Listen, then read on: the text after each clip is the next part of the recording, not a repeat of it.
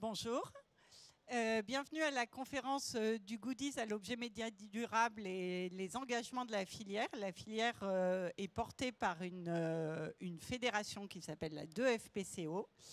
Et je vais laisser Max vous présenter rapidement la fédération. Bonjour, bienvenue à tous. Effectivement, donc, nous sommes fiers de vous présenter notre filière, donc la 2FPCO, la filière donc, de la fédération des professionnels de l'objet de communication. Cette filière est composée donc, de plusieurs acteurs. Et ce qui est important pour vous, c'est que nous on retrouve aussi bien des marques connues comme BIC, entre parenthèses, qui a été élue dernièrement la marque préférée des Français, que des marques comme Sols, que différentes agences de communication spécialisées dans l'objet média, ainsi que les marqueurs. Et je dirais l'ensemble de nos acteurs sont donc regroupés sous cette fédération. Nous sommes pas loin de plus de 250 membres aujourd'hui. On est 13 000 collaborateurs à, je dirais, œuvrer pour essayer de vous amener une transparence et un objet qui correspondent vraiment à vos attentes. Je vais laisser Cécile vous donner quelques chiffres intéressants. Puisqu'on a la chance d'avoir aussi un impact de nos objets, de le mesurer et de vous partager donc ces chiffres. Alors, le monde de l'objet média, c'est 1,6 milliard de chiffre d'affaires. L'objet média, c'est quoi? C'est un média de communication qui change d'une campagne télé, qui change d'une campagne d'affichage. Et on va vous le démontrer qu'il y a beaucoup plus de pouvoir de mémorisation qu'une campagne télé ou qu'une campagne d'affichage classique. Près de 89% des personnes déclarent que recevoir un objet média leur fait plaisir. Avez-vous déjà dit merci? Avez-vous déjà souri devant une campagne dans le bus? Ça se passe avec un objet média, les gens le mémorisent. On a l'habitude de dire qu'un objet média, c'est la trace durable d'un événement qui est éphémère. Un objet média, vous le ramenez chez vous, vous conservez la marque dans vos placards, vous la mémorisez, on vous donnera quelques chiffres tout à l'heure pour le prouver. Donc plus de 71% de personnes se souviennent de la marque qui leur a offert un objet média. Encore une fois, de combien avez-vous vu de publicité ce matin dont vous vous souvenez? Peut-être pas beaucoup. Si vous êtes passé sur un des stands de la partie cadeaux d'affaires et objets médias, vous vous souvenez certainement d'une marque qui vous a offert un cadeau. En plus, les objets médias, contrairement à une campagne éphémère qui va être une campagne de télé, c'est un produit qu'on va conserver. On note une étude d'un chercheur à Toulouse sur un panel de 1600 personnes déclare que plus de 81% des personnes déclarent qu'ils ont conservé les objets publicitaires qu'on leur a offerts et qu'ils les ont utilisés. Vous avez certainement dans vos placards une vieille carafe Ricard qui a 50 ans, un vieux produit de votre grand-père sur lequel il y a encore un logo. Ben, ce produit, il est rentré dans votre intimité. Il est rentré tous les matins en prenant votre mug pour faire votre thé. Vous découvrez cette carafe Ricard et vous y repensez. Et Ricard, il imprègne sa marque d'année en année, de moment d'intimité en moment d'intimité. Aucun autre média n'est capable de faire ça. Ça reprend un peu dans une slide un peu plus visuelle ce que je vous expliquais sur la mémorisation. Pourquoi on s'en souvient? En fait, 60% des personnes s'en souviennent parfaitement. Pourquoi on se souvient de l'objet média, contrairement à cette campagne de publicité que j'ai prise en exemple, qui va être une campagne sur un panneau de bus, par exemple, parce qu'en fait, ce produit, il a généré de l'émotion. Lors de sa transmission, en fait, on transmet un moment à travers ce produit. En dehors de sa durée de vie, en dehors de son utilité, on va se souvenir de cette émotion. Ma maman, quand elle me fait un cadeau, elle me regarde droit dans les yeux et elle me dit « Ma chérie, j'ai trouvé ça ». Et elle me raconte l'histoire de là où elle a acheté le produit. En fait, elle déclenche une émotion dont toute ma vie, je vais me souvenir autour de ce produit. Alors, sur un objet média, c'est peut-être pas toute la vie, mais en fait, on démontre que quand il y a un lien entre la marque et le receveur, ben, les gens se souviennent. C'est un peu ce que je vous disais tout à l'heure. De la même façon, on note dans cette étude que 2/3 des objets médias sont conservés plus de 6 mois par les gens. Je vous laisse le temps, calculer le temps d'une campagne télé, combien de temps vous la mémorisez, combien de temps vous la conservez.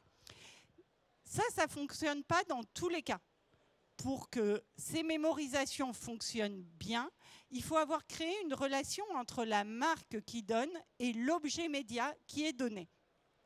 Si je suis une marque Made in France extrêmement engagée, que je vous donne un objet média qui est un objet média d'import, il va y avoir un décalage entre la marque qui vous offre le produit et entre le produit qu'on a remis.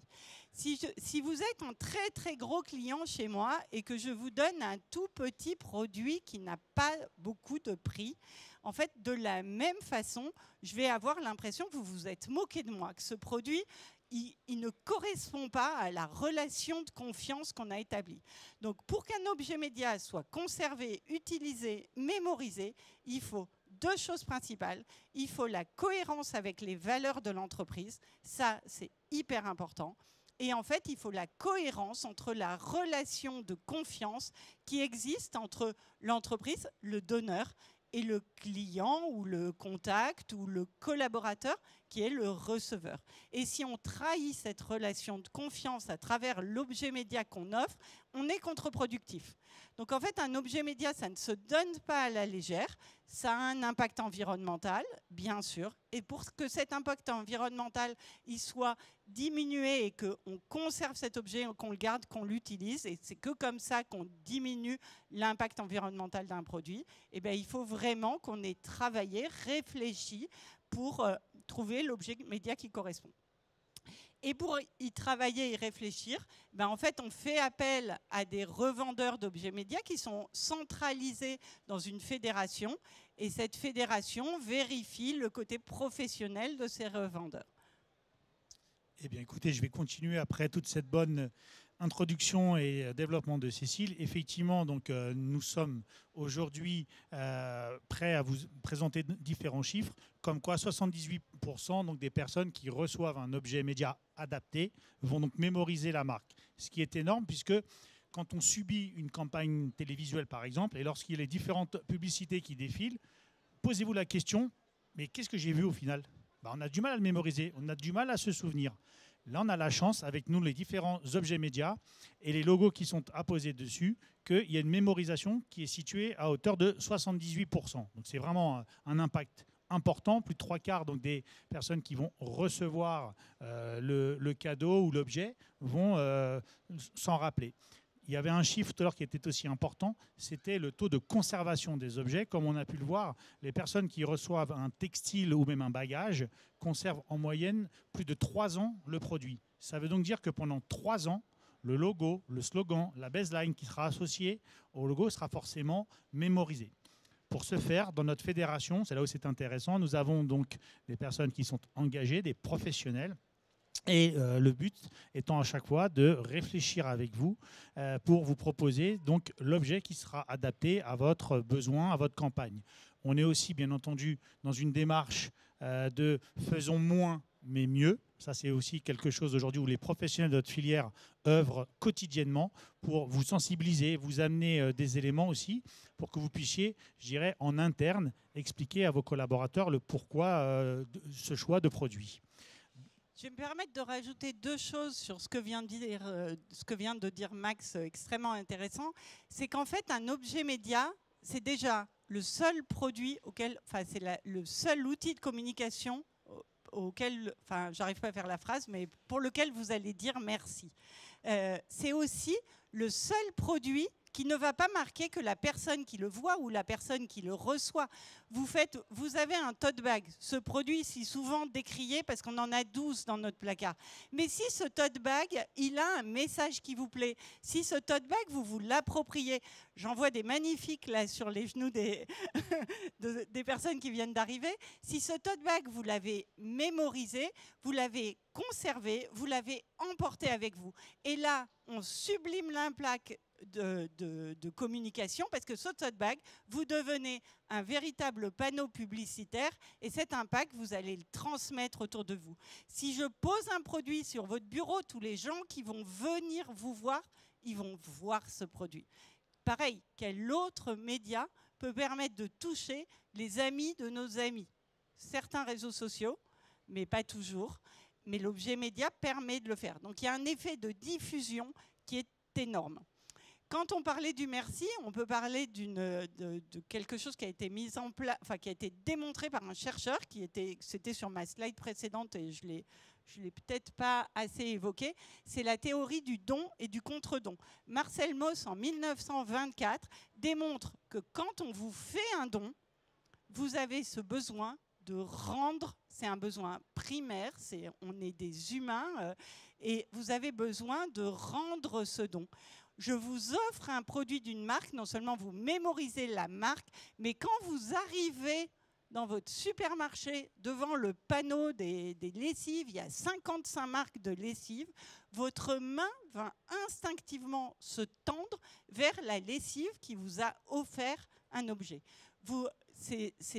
C'est humain, c'est magnétique. Marcel Mauss, qui est un chercheur théoricien, le démontre très bien dans son étude. Les mécanismes qui se mettent en place sont des mécanismes neuroscientifiques. Voilà. Autant vous dire, vous l'avez compris, je suis bonne pour l'objet média, assez peu pour la science et les chiffres. Mais voilà, les mécanismes qui se mettent en place sont démontrés. Et en fait, il y a un contre-don qui est mis en place. Je relaisse la parole à Max, je parle trop. Non, c'est très bien. Écoute, c'est parfait. Effectivement, un autre sujet quand même qui nous préoccupe est l'impact environnemental de nos objets. Donc, on s'est amusé à mener une étude pour faire une comparaison entre quel est l'impact d'un objet média par rapport à un événement. Un événement qui peut être un salon, qui peut être un festival, etc. Et on se rend compte que la partie marketing, donc incluant l'objet média, représente 1 à 5% de l'impact environnemental et donc des émissions qui peuvent être liées à cette partie. Pour une grande majorité, bien entendu, comme on peut le voir, c'est le déplacement des personnes. Comment vont-ils venir, voiture, train, avion, etc. Important aussi de noter tout ce qui va être le transport des marchandises sur le lieu. Donc en l'occurrence, on a aujourd'hui donc, un chiffre concret qui va vous présenter je dirais, un impact qui reste quand même modéré, puisque c'est une préoccupation majeure aussi de nos professionnels à chaque fois de calculer l'impact de nos objets médias. Pourquoi le produit qui a le plus faible impact environnemental dans un événement est le seul qui permet de conserver, de ramener chez soi le souvenir de cet événement? Pourquoi ce produit qui a ces deux belles qualités est le produit le plus décrié? En fait, parce qu'en fait, c'est le seul produit sur lequel vous allez pouvoir agir. Donc en fait, on va vous demander, vous ne pouvez pas réduire l'impact du transport sur un événement, vous ne pouvez pas éteindre la lumière, vous pouvez limiter la moquette dans des allées, mais ça ne va pas aller très loin. Le seul produit sur lequel vous allez pouvoir agir, c'est l'objet publicitaire. On ne fait plus d'objets publicitaires dans les événements, c'est ce qu'on entend parfois. Et alors, on a fait tout cet événement, pourquoi ? Si les gens ne s'en souviennent pas, toute cette énergie qui a été dépensée sur l'événement, on la met à la poubelle quand les gens passent la porte parce que cet événement, ils ne le ramènent pas chez eux. Et ramener chez vous une part de l'événement à travers 1%, 1 à 5% quand on est sur un événement hyper écolo, donc 1 à 5% de l'impact d'un événement, eh ben, quoi de mieux? Parce que sinon, ces 95 autres %, on les a fait presque pour rien.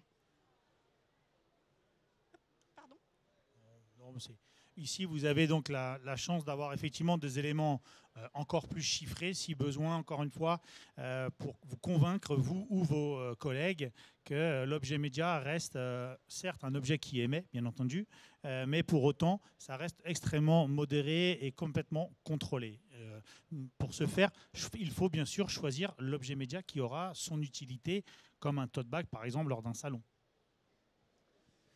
Aujourd'hui, donc, les différents professionnels, d'ailleurs vous pouvez retrouver à travers ce salon et qui sont aussi vos fournisseurs, sont engagés avec notre fédération pour vous fournir de plus en plus des objets qui soient le plus éco-conçus. On a la chance aujourd'hui de vraiment réfléchir avec vous sur quelle est votre cible, quelle sera l'utilité. On va aussi clairement être capable de vous amener des réponses sur la fin de vie de l'objet. Est-ce qu'il y aura potentiellement, est-ce qu'on pourra le recycler, oui ou non?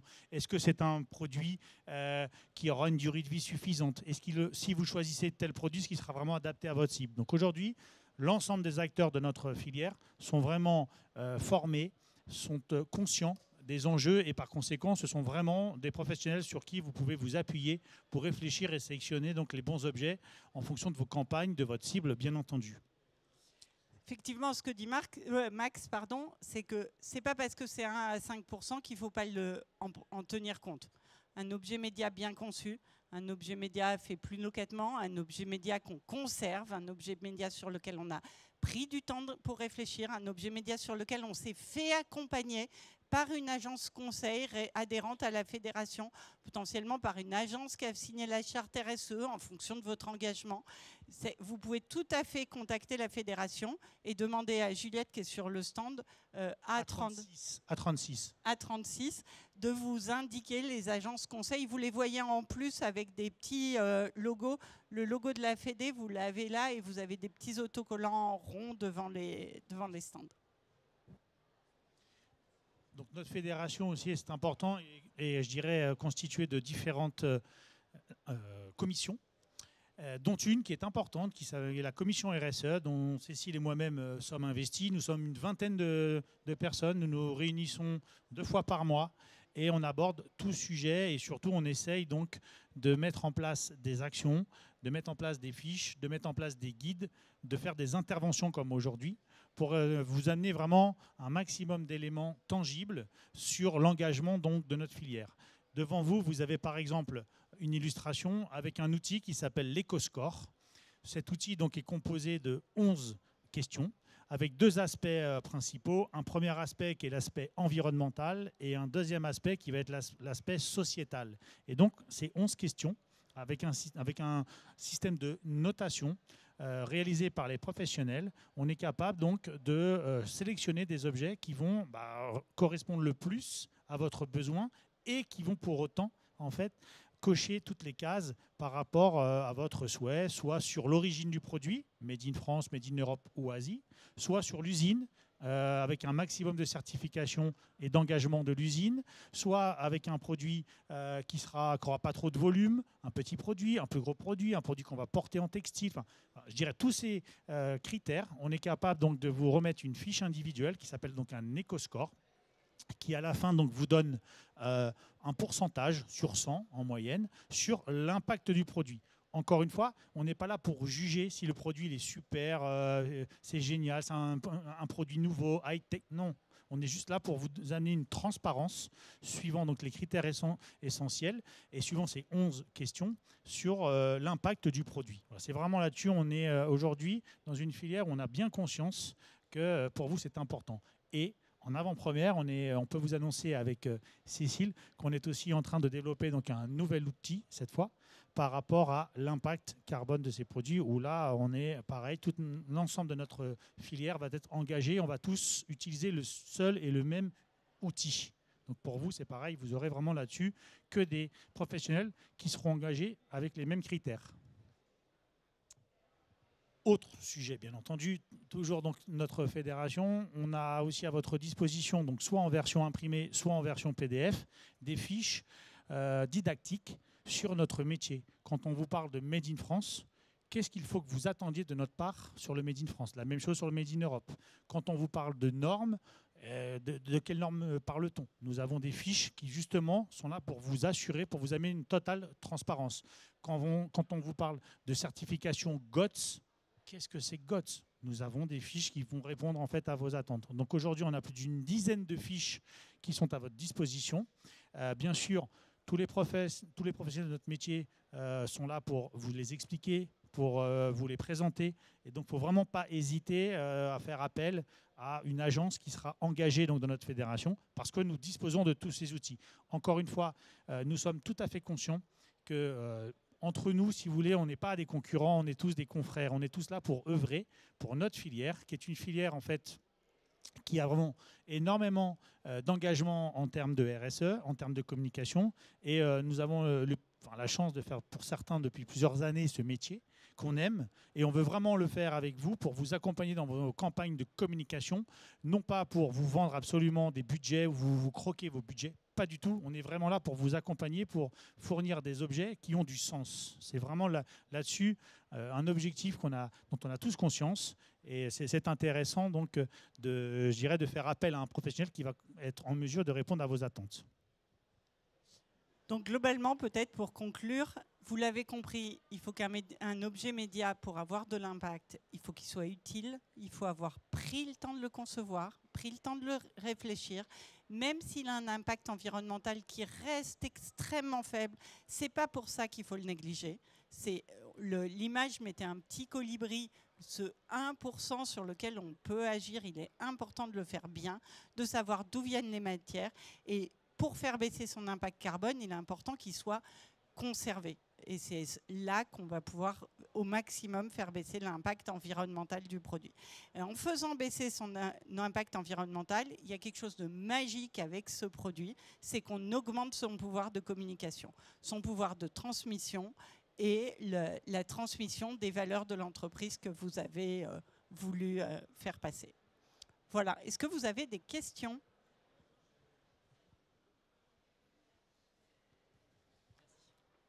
Merci pour la conférence. J'ai une question de mots, en fait, parce qu'on parle d'objets médias. À un moment, vous parliez d'objets publicitaires, d'objets promotionnels, de goodies, de cadeaux d'affaires, etc., etc. Est-ce que, en fait, c'est un choix, l'objet média? Est-ce qu'il y a une tendance qui émerge? Qu'est-ce qu'il faut dire et qu'est-ce qui a du sens? Alors, vous avez tout à fait raison. Aujourd'hui, on vient de sortir en avant-première un nouveau petit document, puisque pendant longtemps, on a parlé d'objets médias, de goodies, de cadeaux d'affaires. Et nous, aujourd'hui, on veut vraiment essayer d'ancrer le mot objet média, puisqu'en fait, on a la chance d'avoir quelque chose qui est réel, qu'on a en main, qu'on porte sur soi, donc qui est vraiment un objet. Ce n'est pas juste, contrairement à une campagne de communication, d'affichage ou de publicité, où c'est un petit peu plus virtuel pour nous. Nous, on a la chance d'être dans une filière où on a un objet concret. Encore une fois, composé aussi bien de textiles que d'objets.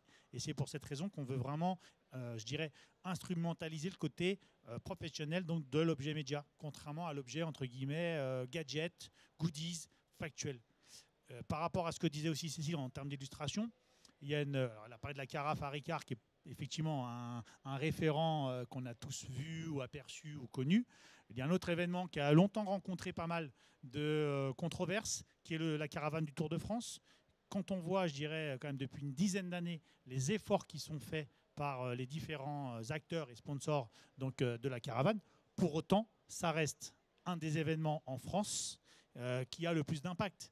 Aujourd'hui, quand on reçoit encore un objet de la caravane, on est fier, on est content, quoi qu'il en soit. Et pour autant, il y a eu des divergences parce qu'il n'y a plus de polybag, etc. Donc il y a plein d'efforts qui sont faits.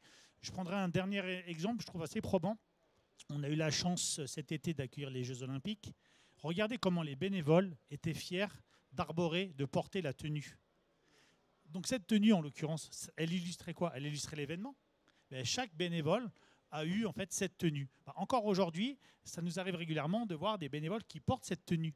Parce que ils ont participé, ils se sont appropriés. C'était des tenues qui étaient de qualité et les gens les portent bien volontiers. Donc voilà pourquoi est-ce qu'aujourd'hui on tend vers l'objet média et qu'on abandonne au fur et à mesure et qu'on essaye même de combattre entre guillemets ce mot gadget, ce mot objet pub, ce mot cadeau d'affaires, qui a quand même une signification aussi intéressante. Effectivement, l'objet média, ça regroupe toutes ces différentes catégories de produits. C'est comment je transmets quelque chose avec un objet. Et c'est ça que ça veut dire. Que ce soit un welcome kit quand vous rentrez dans une entreprise, que ce soit effectivement un produit offert par la caravane du Tour. Et on préfère dire offert parce qu'aujourd'hui, ils ne le jettent plus. Aujourd'hui, il est réellement offert, ce produit. Il y a des attentions sur ce produit. Et c'est ce produit qui transmet ses valeurs. Est-ce qu'il y a d'autres questions ?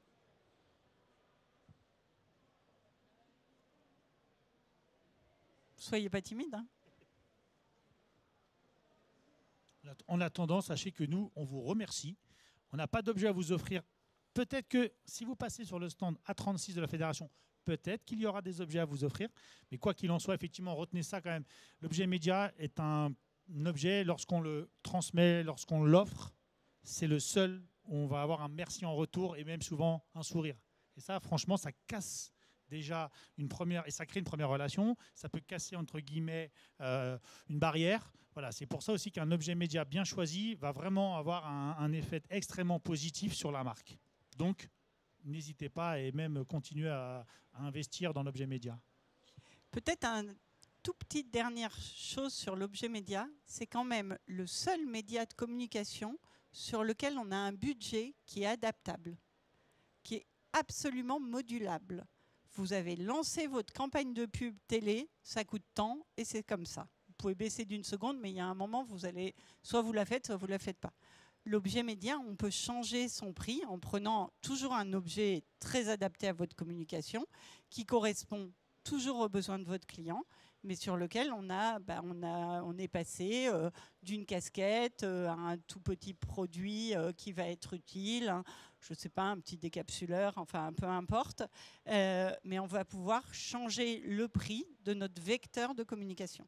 Pas acheter l'objet moins cher, acheter un autre objet qui correspond à votre budget, et voilà.